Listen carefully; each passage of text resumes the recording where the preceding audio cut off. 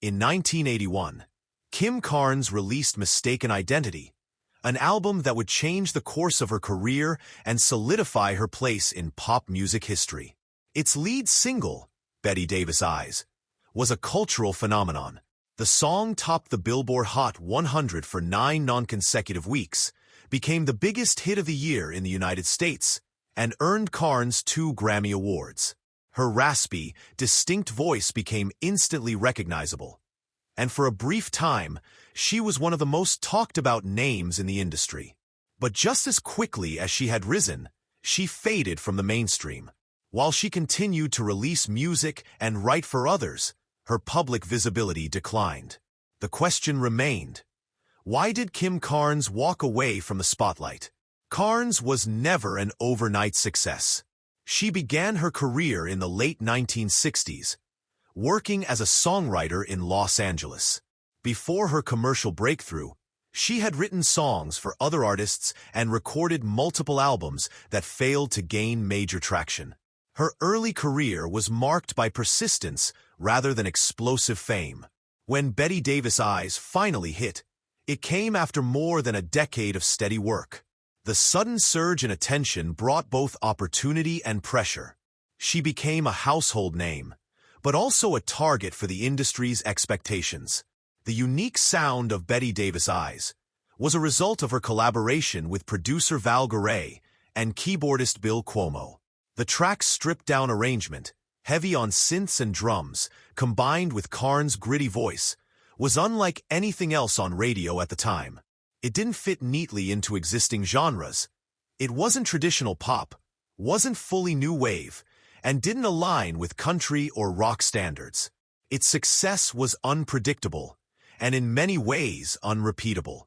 That became part of the challenge. Every follow-up track was compared to her biggest hit. Carnes released several more albums throughout the 1980s, including Voyeur, Café Racers, and Barking at Airplanes. These albums featured strong material and respectable chart performance, but they never matched the massive commercial peak of her 1981 success. Despite continued work, media interest began to decline. The industry moved on to younger, more marketable pop stars. MTV altered the landscape, and artists were increasingly required to maintain a visual identity that aligned with rapidly changing trends. Carnes, a songwriter and studio-oriented performer, didn't cater to the demands of music video culture. But Carnes didn't vanish. She simply shifted focus.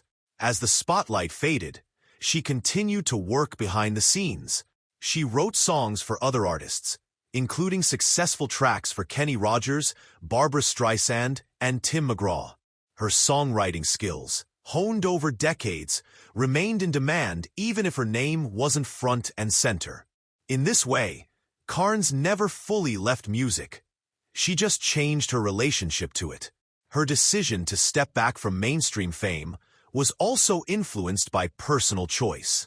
Carnes has consistently maintained a low public profile, granting few interviews and staying away from tabloid culture. Unlike many of her peers, she did not chase a public persona outside of her music. She moved to Nashville in the 1990s, a city known more for craftsmanship than celebrity spectacle, and focused on writing rather than performing.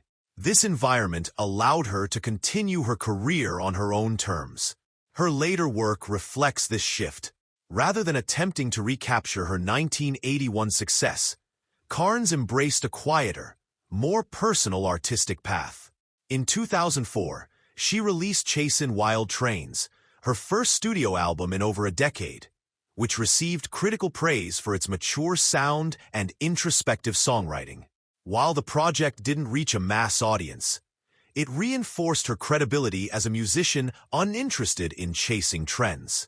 The music industry often defines success through visibility, but Kim Carnes' career demonstrates an alternate trajectory.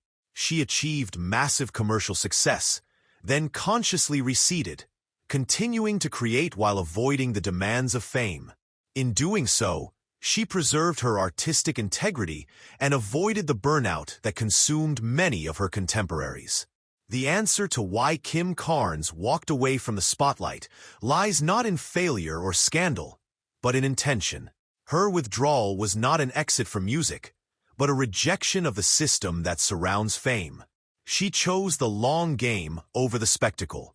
The result is a career marked by longevity, consistency, and a quiet form of influence that continues behind the scenes. Kim Carnes didn't disappear.